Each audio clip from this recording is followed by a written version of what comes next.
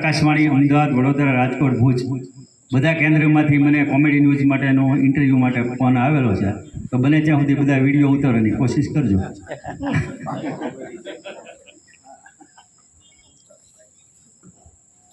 આપણે શરૂ કરીએ.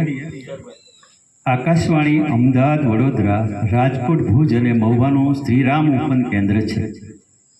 વિવિધ પ્રકારના સમાચાર આપને સુરેન્દ્ર પડિયા વાંચી સંભળાવે છે. અમારા ખબરપત્રી જણાવે છે કે યમરાજાની આત્મકથામાં આયુષ્યમાન કાર્ડ એટલે કે ઉંમર વધારવા માટે એક રસપ્રદ માહિતી જોવા મળી. શ્રી ચિત્રગુપ્ત દ્વારા જણાવવામાં આવી રહ્યું છે કે સરેરાશ દરેક જીવ પ્રાપ્ત થતી એમની આવરદાના જ્યારે પુખ્ત અવસ્થામાં પહોંચે છે ત્યારે તે 7 થી 14 ગણી ઉંમર વધી શકે છે. એટલે કે કોઈ પણ માણસને 25 કે 30 વર્ષ થાય તો 7 થી 14 ગણું ગણો તો 175 થી 282 વર્ષ સુધી જીવી શકે એવી ક્ષમતા એ આત્મકથામાં લખેલી છે. પરંતુ આ રેખા કાળક્રમે નાશ પામતા ફરી એકવાર સુર્ખીમાં આવી છે. ફરી યોજના લાગુ થવા જઈ રહી છે. તો આપ 180 થી 280 વર્ષ સુધી જીવવા માંગતા હો એ લોકો રસ ધરાવતા લોકો માટે રસપ્રદ સમાચાર છે. એ આવશે એમને પણ તમને માહિતી આપવામાં આવશે. હાલના સંજોગ જો ચિત્રગુપ્તની માર્ગદર્શક રેખા જણાવે છે કે જો તમારે આ પ્રમાણે આયુષ્ય જોતું હોય 180 થી 210 વર્ષ જીવવાની તમારી ઉમંગ અને તાકાત હોય તો તમારે નીચેના 11 મુદ્દાનું તમારે ખાસ અમલ કરવાનો જરૂરી છે અને તે ફરજિયાત છે. હવે જોઈએ આ મુદ્દાઓ. ભૂખ કરતાં ઓછું જમવું, સાત્વિક ખોરાક લેવો. રિપીટ કરું કે પછી સિંગલ રાખીશ? ઓકે.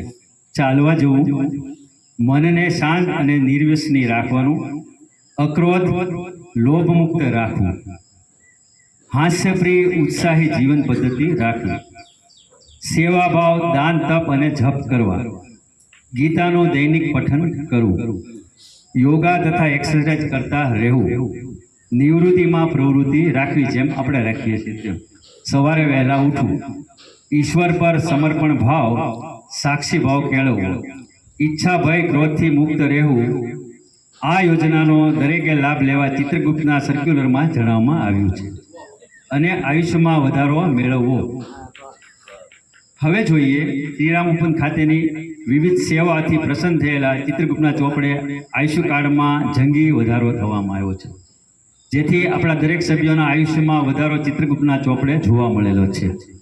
હવે શ્રી મોહનદાદા પરિવારના સર્વ સભ્યો તથા વિનોદભાઈને 100 થી 190 થી 200 વર્ષ કરવામાં આવ્યા છે. આ સાથે તેમના દરેક સખા મિત્રોને 175 થી 190 વર્ષની ઉંમર જાહેર કરવામાં આવી છે. અને અમારા બંને ઝઘડભાઈ એટલે કે આપણા તરફના શ્રી ઝઘડભાઈને 175 થી 190 વર્ષ જાહેર કરવામાં આવ્યા છે. શ્રી રાજાભાઈ 172 થી 176 વર્ષ જાહેર કરવામાં આવ્યા છે. આઠમું પગાર પંચ આવે એને નથી આવતું, એને નહીં મળે. શ્રી ગુણવંતભાઈ મહેતા જે વસુંધરાની વનસ્પતિ પણ એમને પણ 172 થી 176 વર્ષ જાહેર કરવામાં આવ્યા છે. અને ગઢવી સાહેબ, જયંતિભાઈ, નાનુભાઈ અને પુરોહિતભાઈ એમને 172 થી 200 વર્ષ ફાળવવામાં આવ્યા છે. શ્રી વિમલભાઈ ભટ્ટને 172 થી 176. કાણિકિયા સાહેબ હાજર નથી, એમને જાણ કરી દેજો 172 થી 176. જોશીભાઈ જીબી વાળા 172 થી 176. અને આપણા ખાસ ભાસ્કરભાઈ પંડ્યા બીકે બિલાલ 180 થી 199 વર્ષ. અન્ય સાહિત્યમાં રસ ધરાવતા, રમતગમત સાથે આનંદ માણતા, શ્રવણ એવોર્ડ વિજેતા જે આપ શ્રી છે વિજેતાઓ જે શ્રવણ સાધનામાં જે પ્રવૃત્તિમાં ભાગ લેતા નથી એમની ઉંમર 131 થી 152 કરવામાં આવી છે. આ સમયે ભક્તિભાવ તથા ઉત્સાહી બહેનો 155 થી 172 કરવામાં આવી છે. આયુષ્માન વધારવાના અંગેના ફોર્મ 1/4/26 રોજ દરેકે મેળવી લેવાના, એટલે 1 એપ્રિલથી.